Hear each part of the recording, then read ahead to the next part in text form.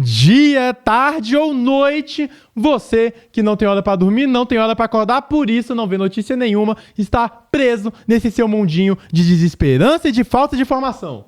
Então, trarei para você as notícias do dia, notícias hoje patrocinadas por marca de roupa, que é isso? É uma notícia fashion. Estamos aqui pensando no design, na moda, na estética do jogo, você é amante de camisas, você é amante de novos designs, você é uma pessoa ousada na hora de se vestir ou prefere o básico? Vamos fazer as duas opções hoje, porque falaremos de camisa, falaremos de técnico demitido e de técnico que pediu demissão em meio ao torneio. Então, começaremos com o giro de notícias do dia de hoje, começando pelo Ramon Dias, Internacional. Qual deles? O de Porto Alegre oficializou a contratação de Ramon Dias para substituir Roger Machado. Pela minha opinião, gostei. Não acho que seja um técnico que vai revolucionar o jogo do Internacional e agora o Inter vai virar uma máquina. No meu ver, o Ramon Dias é um técnico muito interessante, passagens muito boas na Argentina, campeão de Libertadores com o próprio River Plate. Ramon Dias, para quem não sabe, foi um grandíssimo jogador no final da década de 80, começo dos anos 90, campeão pelo Mônaco, multicampeão na Argentina, inclusive diretor. Sabe, Juninho, Monumental? Lembra dessa história? Claro, lembro, com certeza. Ramon Dias estava lá e Ramon Dias fez gol nesse jogo. Só não foi suficiente para parar a falta de um certo Juninho de Pernambuco, né? Enfim, falando de Vasco, falando de Ramon Dias, a gente tem que falar dele, porque o Vasco, muita gente critica o Vasco, critica essas contratações, mas diretor, agora tá todo mundo querendo o Ramon Dias? Quem que descobriu o Ramon Dias no Brasil? O Vasco, quer uma informação? Quero. Jorge Jesus, conhece? Conheço. O Vasco foi o primeiro time a querer contratar o Jorge Jesus, que ficou ali na dúvida, porque o Vasco é um poço de dúvidas. Pensou no Atlético Mineiro, mas aí o Flamengo foi lá e pegou o Jesus. E aí toma. E aí você pensa assim, Fluminense nunca tinha ganhado nenhum título internacional. Aí o Vasco descobre quem pro Fluminense? Cano. E vira o artilheiro do ano, artilheiro da Libertadores. Então, o Vasco da Gama, que honra o seu nome em ser um descobridor de mares aí, o Vasco é um descobridor de personagens para os rivais. Internacional, contrata o Ramon Dias, agora voltando mais a minha opinião exatamente para o que é o técnico. É um técnico, não é o cara que vai mudar, como eu já falei, o paradigma do Inter, é um técnico que tem um teto, isso é fato. Alcançou seu teto no Vasco, a partir daí não conseguiu tirar mais aquele time, alcançou seu teto no Corinthians, a partir daí não conseguiu tirar mais esse time, porém o técnico de Ramon Dias foi o suficiente para ele cumprir seus objetivos. Cumpre o objetivo de não ser rebaixado pelo Vasco, perfeito, passou seu primeiro ano, só que aí bate no teto e volta a ter problemas. Cumpre seu objetivo com o Corinthians em tirar um time de uma situação que estava brigando por rebaixamento, coloca o time na pré-Libertadores e vence um paulista muito importante contra o maior rival, o Palmeiras, aí bate no teto, volta. E agora com o Inter, será que vai conseguir o objetivo do Inter? Que para essa temporada qual é? Já foi eliminado da Libertadores, eliminado da Copa do Brasil. Não acredito que vai pegar uma vaga direta para a Libertadores via Brasileiro, porém, quem sabe uma pré pode conseguir. É muito difícil, é uma missão muito difícil. O Internacional agora já está entrando num final de temporada meio monótono, meio falta de ambição, porém o Ramon Dias é um cara que dá resposta rápida, que pratica um futebol ofensivo. Os times ofensivamente do Ramon Dias costumam funcionar. Foi assim com o Vasco, transformando o Verratti no artilheiro que ele já era. Foi assim no Corinthians, a parte ofensiva dele com o Memphis, com o Yuri Alberto. Ele recupera muito do Yuri Alberto, que estava sendo deixado de lado. O Yuri Alberto, gente, ele era piada. E o Ramon Dias recupera o Yuri Alberto, transformando num jogador goleador. Acho que ele tem capacidade de melhorar o ofensivo do Internacional, que é um dos grandes problemas desse time. É um time que tem problemas defensivos? Sim. Nisso, o Ramon Dias sofre um pouco para resolver. Corinthians, por exemplo, era um time muito frágil. Mas, ofensivamente, o Internacional, que tinha 3 centroavantes, o Borré, o Valência e o Ricardo Matias, os 3 têm qualidade. Borré é um atacante que passou por Frankfurt, passou muito bem pelo River Plate, tem qualidade, mas as mãos do Roger Machado não estavam conseguindo jogar. Valência, nem preciso falar do histórico da carreira dele, tem qualidade, já foi embora, né? Mas nas mãos do Roger Machado não estava conseguindo jogar. Ricardo Matias, jogador da base, tem qualidade, é uma das maiores revelações aí do celeiro do Internacional recentemente, tem qualidade, mas de novo não estava conseguindo jogar. Enquanto 3 centroavantes não conseguem jogar, muito é por conta do técnico, do esquema. Inclusive o Alan Patrick, que cai muito de rendimento ofensivo com o Roger Machado, na minha visão, vem muito do estilo de jogo que não estava rendendo. Acho que o Internacional tem boas peças ofensivas, esses 3, o Alampa, o próprio Carboneiro, vem sendo, na minha opinião, o melhor jogador do Inter nessa temporada. Tem boas peças ofensivas, tem tudo para melhorar esse Internacional. Confio muito em um Inter melhor. Não um avassalador, mas um Inter melhor que pode se preparar para uma próxima temporada com mais ambição, com mais estabilidade, com mais evolução dos jogos do que foi essa temporada. Lembrando que a outra opção era o Zubeldia, e aí, entre Zubeldia e Ramon, sou muito mais Ramon. O Zubeldia não gosto muito do estilo de jogo.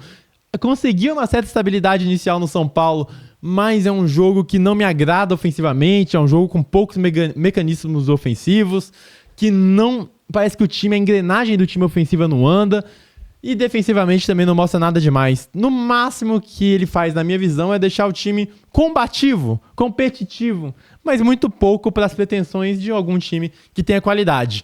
Acho que o teto do Ramon Dias, que existe, vou lembrar, é um teto que existe, ainda assim é um teto maior do que da casa de Zubeldia. E quando você é uma equipe grande, quanto maior o teto do seu técnico, melhor. Vamos falar agora de Renato Gaúcho pedindo demissão do Fluminense. Isso aqui é loucura, diretor. Por que ele pediu demissão? Porque, de acordo com você, não comigo. Eu não tenho nada a ver com isso. Mas, de acordo com você, aconteceu algo triste no Maracanã. O Fluminense passou de fase? Não, o empatou com o Lanús e aí meio que caiu. Coitado do Fluminense, que tristeza. Foi mesmo? O Fluminense não passou? Não passou. Que pena. E aí, na coletiva, que pena. A gente sabe como é o Renato Gaúcho em coletivas. Ele tem seu ego, que muitas vezes o transforma num personagem divertido, um personagem carismático para o apreciador do futebol, mas o ego ele pode ser nocivo. E vamos recapitular o trabalho do Renato Gaúcho. Não é um trabalho ruim, não. Pegou de um Fluminense, de um Mano Menezes. Cara, a sequência do Fluminense é loucura, né? Campeão, vou voltar bem. Campeão de Libertadores com o Diniz. Aí, começa a outra temporada, o Diniz deixa o time praticamente rebaixado. Mano Menezes entra, salva o time do rebaixamento quase nas últimas rodadas. Aí ele permanece para essa temporada. Mano Menezes começa a praticar um futebol horrível, limitadíssimo com o Fluminense. Assim, um futebol que tirou as cores tricolores para deixar apenas um preto e branco. E aí o Renato Gaúcho aparece como uma solução para tentar fazer com que esse time jogue futebol, porque o Fluminense do Mano Menezes não jogava futebol, praticava outra coisa.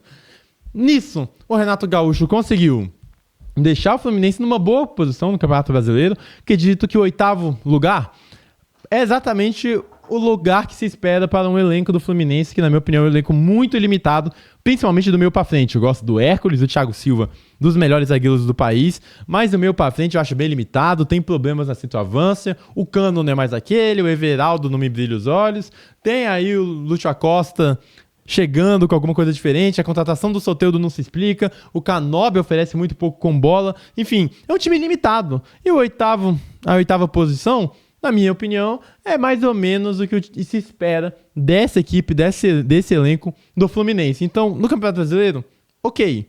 No Mundial, fez um grande Mundial, mudando de estratégia, botando uma linha de 5 atrás muito boa, transformando os defensores do Fluminense muito bem no Mundial. Consegue chegar a uma semifinal do Super Mundial. Isso, assim, é um grande feito, principalmente para o Fluminense, que chega como a pior equipe brasileira do torneio e acaba saindo com a melhor colocação. Na Copa do Brasil, está na semifinal. Não é um trabalho ruim do Renato. E olha que eu tenho muitas críticas ao Renato. Acho que ele foi mal contra o Lanús. Não gostei das alterações do Renato. Não gosto da lógica dele de muitas vezes não viajar com o time para se poupar, para ficar treinando com o time no Rio de Janeiro, enquanto coloca o time B para jogar algum campeonato, isso geralmente para poupar os jogadores para alguma Copa.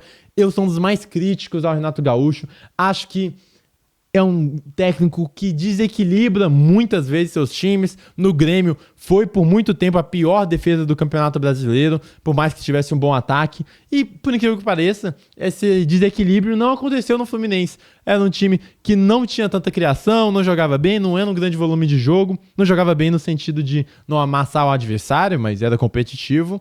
Tinha seu equilíbrio e conseguia seus resultados. Acho que, assim, olhando as perspectivas do Fluminense, não estava de todo pior. Por mais que eu entenda e concorde com as críticas da torcida, precisava jogar mais, por mais que também esse time não ofereça grandes ferramentas para o Renato Gaúcho pegar e construir uma Ferrari. Eram ferramentas aí de um Jeep humilde, de um carro do dia a dia, não de uma Ferrari. E com isso ele transformou o Fluminense numa posição que deveria estar. Dito tudo isso, acaba eliminado da Sul-Americana, concordo que não era para acontecer, o Fluminense é melhor que o Lanús, concordo que errou nas alterações, concordo que as últimas atuações em Campeonato Brasileiro estavam muito aquém do que se esperava desse time. Dito isso, não é motivo para você chegar na coletiva e pedir demissão. E foi uma demissão que aparentemente saiu, pela explicação dele na coletiva, porque ele estava muito irritado com as críticas da torcida, muito irritado com o jornalista, muito irritado com a rede social. Aí eu te pergunto, o Renato Gaúcho está há quanto tempo no meio do futebol? Já não passou da hora dele entender que vão ter críticas, vai ter muita crítica justa, vai ter muita crítica injusta, vai ter muita gente falando bobagem, vai ter muita gente xingando, vai ter muita gente fazendo perguntas corretas. Ele coloca todos num bolo de críticos que ele não quer ouvir. E aí, pelo egocentrismo dele, abandona o Fluminense no momento delicado que o time já... É claro que a Copa do Brasil está mais à frente, mas assim, vai ter uma semifinal de Copa do Brasil e o time está ao léu, não tem técnico, não tem para onde seguir, abandona seus próprios jogadores num momento muito ruim, está numa crise que não existia dentro de Xerém, por mais que não tivessem bons resultados, não era um motivo de crise desse nível, e ele acaba saindo por Instagram, por comentário em página de Instagram. Pelo amor de Deus, Renato Gaúcho, no futebol, muitas vezes você precisa se blindar. Falo isso com o próprio Neymar, tem que se blindar. E o Renato Gaúcho, pra de verdade ficar ouvindo crítica de rede social, é uma loucura. A FluTT, e não tô falando que a culpa é da FluTT, não. A culpa é do próprio Renato Gaúcho, que abandona um trabalho, assim, do nada, abandona seus jogadores, abandona o clube, abandona todo o estruturamento e o funcionamento da instituição, que tá, querendo ou não, disputando um grande título, terceiro maior título, segundo maior título nacional, terceiro maior título possível de se alcançar. Loucura, sou totalmente contra essa atitude, não sou tão fã do Renato e eu não sei como fica a questão da idolatria dele com o Fluminense, ele que é um personagem muito importante nas passagens, tanto quanto técnico, tanto como jogador. Não sei como é que fica, você, torcedor do Fluminense, me responda se isso muda um pouquinho a imagem de Renato Gaúcho e sua idolatria dentro de Xerém. Essa é a notícia, e agora que a gente passou por técnico demitido, por técnico pedindo demissão, vamos entrar no momento que importa, momento fashion do programa, o momento das camisas, diretor. Você gosta de camisas de time? É a coisa mais legal do futebol, são as camisas de time. Então eu tenho uma boa notícia, queria a sua opinião também, mas vamos começar falando da nova terceira camisa do Corinthians para a temporada, camisa toda preta com detalhes em laranja. Se isso não é, não homenagem, mas inspirado por Memphis Depay, eu não sei o que é. Não sei o que é, porque a camisa preta com laranja com certeza tem a ver com o holandês do Corinthians. Gostei muito da camisa, mas muito assim, achei muito bonita. E aí explicar um pouquinho da ideia por trás, a Nike tá fazendo um relançamento das camisas da Total 90, que aconteceram lá, você, mais antigo, lá por volta de 2005, 2006, você não lembra aquela camisa do Ronaldinho, Nike no Barcelona, Total 90, camisas da Copa de 2006, muitas também Total 90, o Brasil usou muito Total 90, que é esse template de uma camisa com uma cor padrão ali, uma cor primária, detalhes fazendo quase que um retângulo na camisa e uma numeração com um círculo em volta. Eu, particularmente, gosto bastante dessa releitura que a Nike está trazendo para essa temporada. Muitos times, os principais patrocinados pela Nike, têm uma camisa Total 90. O próprio Barcelona tem uma, mas eu não acho tão bonita assim, para começar, quanto essa do Corinthians. Os times da Nike têm, as seleções também vão vir com essa camisa. Inclusive, sabe quanto é que tava? um relançamento de Total 90 do Brasil, da seleção brasileira? R$600. Quase, R$ 7,99. Barato, né? Barato. Faz que é pra ninguém comprar, né? Enfim, mas gostei bastante, achei muito bonita e tá a cara da Holanda. Procura aí o uniforme da Holanda de 2005-2006, muito bonita. O primeiro uniforme era laranja com detalhes em preto, o segundo era preto com detalhes em laranja, muito semelhante a esse da camisa corintiana. Gosto do símbolo da Nike em laranja, gosto da numeração na frente da camisa. Acho que esse é um conceito que ficou meio perdido no tempo, mas eu gosto bastante da numeração na frente da camisa. Já elogiamos a do Botafogo, que foi assim também. A única crítica é que eu acho que ficaria mais bonita se essa numeração viesse no centro da camisa e não embaixo do swoosh da Nike. Acho que ficaria mais bonito se fosse embaixo. Enfim. Se fosse branco também, no invés do laranja, viu? O branco ia seria ficar legal. muito bom aqui. O branco seria legal, mas é porque isso tá me lembrando muito a camisa da Holanda de 2005-2006, então eu tô enviesado pra essa camisa. Deve estar no contrato do DP isso aí, né? Tá tudo no contrato, né? Se acabar a luz em São Paulo, depois ganha aumento de contrato, porque tava ali uma cláusula. Em cláusulas e cláusulas, não duvido nada. Mas eu gostaria um pouquinho mais desse numeração centralizada na barriga, não ali de baixo, mas não acaba com a camisa, tá muito bonita, das Totais 90 mais bonitas lançadas pela Nike essa temporada. Eu já citei a do Barcelona, a do Atlético de Madrid, por exemplo, também é outra que eu não gostei bastante. Enfim, essa aqui ficou linda. E agora falando de camisa linda, para uma camisa, no mínimo, diferenciada. Camisa essa do time dos Estados Unidos, Indy Eleven. Conhece, diretor? Cara, não conheço, mas essa camisa é horrenda. Ela que tá aparecendo aqui em algum lugar. Tá aparecendo aí, por aqui. No seu lado direito aí, ó. Essa coisa feia, muito feia. Tá aparecendo feia. aqui o time que é de segundo escalão dos Estados Unidos, que a gente sabe que o próprio primeiro escalão não leva, né, com tanta seriedade o futebol assim. O time é do segundo escalão. Quer uma curiosidade sobre camisas do primeiro escalão, do camisa da MLS? Quero. A MLS inteira é patrocinada pela Adidas. Então todos os clubes têm uma camisa da Adidas. Isso faz com que ela traga conceitos diferentes e conceitos temáticos para todas as equipes da MLS cada temporada. Aí, diretor. Fica aí.